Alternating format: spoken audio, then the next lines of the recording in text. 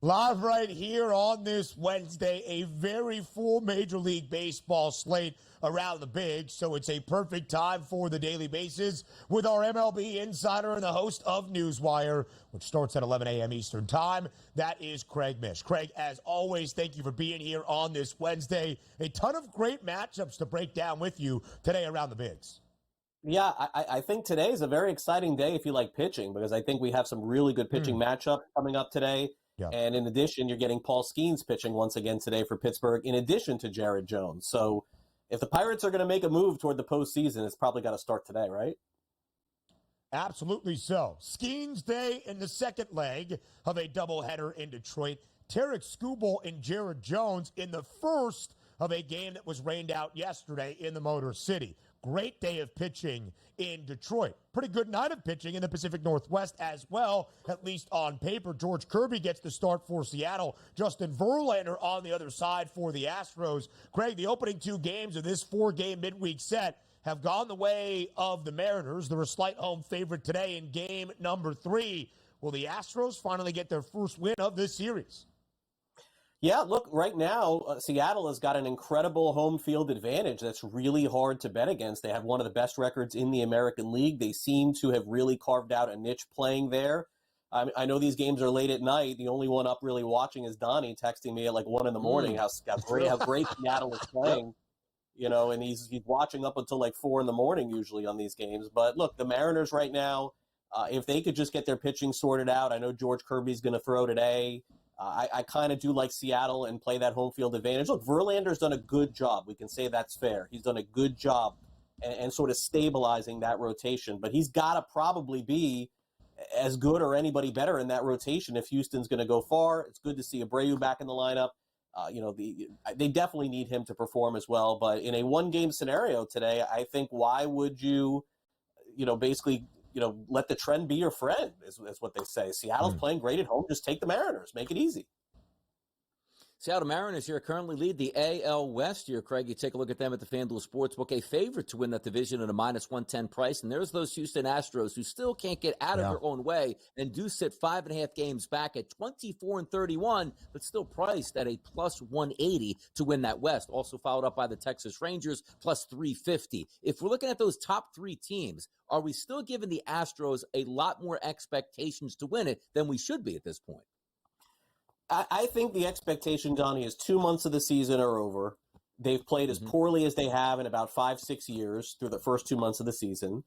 It's fair to say that that's the reason why, if they don't make the postseason, we'll look back to April and May and the end of March as the reason why not. But there's just so many games left, over 100 games. And if the Astros could just play to who they have been in the past, then they could just creep around 500 and get in.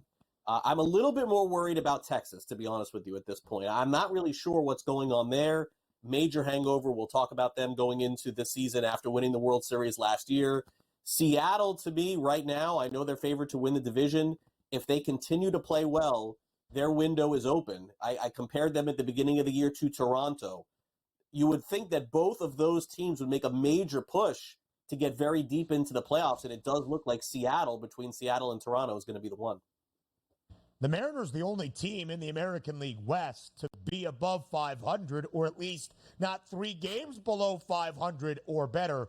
3.5 game lead for the M's over the Rangers, who got a win in the opening game of the World Series rematch yesterday behind a 3-run shot from Corey Seager, his 7th home run in as many games as Texas wins the opener 4-2. The Rangers favored to win the second game of this midweek set as well. Some day baseball in Arlington. But, Craig, you said you're more concerned around Texas. What would you pinpoint is maybe the reason for this prolonged World Series hangover? Yeah, look, I think it's pretty simple. The Rangers slugged their way through the regular season and got their way to the World Series with the bats. And they're just not hitting like they were. When they score 5 runs a game, what's their record? Like 16-5, right? That was sort of the way that they got there last year. They're just not hitting nearly as much. On the flip side, I just watched the Diamondbacks play several games against Miami. I got to tell you, I was not impressed at all. I don't know what's going on with their offense either. So this is just one of those games this afternoon where I look at that graphic, and if I could, I just push it to the left and say, show me another one, because I have no idea what to make of these two teams. They're just both struggling. I don't know which way this is going to go. Here's what I know: if the Rangers start hitting, they'll probably get back to the postseason. But if they hit like they have all season long, they're not going to. I know it's really rudimentary, analysis. It's just the way that I look at it. Not having a great season. And also Seager, 7 games, 7 home runs. Maybe he can single-handedly win a couple baseball games here for the Rangers. But if we keep it on the diamond today, we do have a day doubleheader. 12:40 start between Pittsburgh and Detroit, followed by the second game at 4:10 Eastern. It's going to be Jones versus Schoolboy in game number 1, Skenes versus Montero in game number 2. The favorite in the first game, Schoolboy, minus 154 price. The second game of the doubleheader, Skenes, is a minus 148 price. Pittsburgh on display today with their young fireballs. Yeah, and Donnie, Detroit is just not a good offensive team. There's a lot of strikeouts piling up for that team. The thing is that sometimes, this is funny, sometimes players don't play both ends of the doubleheader. So it's like, I want to take the starting pitcher in the game today that Javier Baez is in the lineup on the other side for Detroit. I got to make sure that he's in the lineup and play the over on that K-prop. If he sits in one of those games, I don't know that I want to, but this guy, unfortunately, has just been a strikeout machine for the Tigers since he signed with them in that horrific contract that they gave him. So wait on the lineups, and once you get them, I think you can determine that little bit of a nugget. Maybe play that one. 6.5 the total for Jared Jones and in the first game of 2 in Detroit. Wow. 7.5 is the over-under strikeout prop for Paul Skenes. In the second of the doubleheader, the under has the juice. I've never seen this. There's a special Paul Skenes market and window on the FanDuel Sportsbook. Paul Skenes' velocity of first pitch, over 101 miles per hour plus 340. 100.1 to 101 plus 176, 99 to 100 exactly plus 240, under 99 plus 280. Craig Mish, what's the best bet before you go? I mean, this is ridiculous. They shouldn't even have these available. Like, I mean, come on. I mean, seriously? Like, somebody make a call. Throw a changeup. Under 101. Hey, integrity, though, more than other. Terrible. A full Major League Baseball slate on this Wednesday. By the way, a small sprinkle on Paul Skenes under 99 miles per hour for his first pitch of the game against the Tigers in the second leg of a doubleheader. Somebody make a call. We got to see a changeup or a slider to start. Although Paul Skenes might throw like a 99.7 mile per hour slider. So regardless, we're hoping he starts with the off-speed stuff to begin the game today in that second leg of the doubleheader in Detroit. Let's go elsewhere around Major League Baseball to get things going. The Royals and the Twins throughout this midweek series. Minnesota has taken both of the first 2 games. But enter Seth Lugo and KC in game number 3 today in the Twin Cities. Lugo, DRS, 8-1 this year with a 1.74 ERA. And the Royals an underdog. That's my best bet. That's buy for me right there. It'll be interesting because this game does trend towards an under. You look at that 7.5, 70 degrees with 6-mile-an-hour winds blowing in from the east, blowing in from right field. Maybe that's in the east in that ballpark, though, on that update I just gave you. So we'll just play it off as that way. But if we are breaking down these 2 pitchers, Lugo has been really, really good. You take a look at his numbers on the season right now.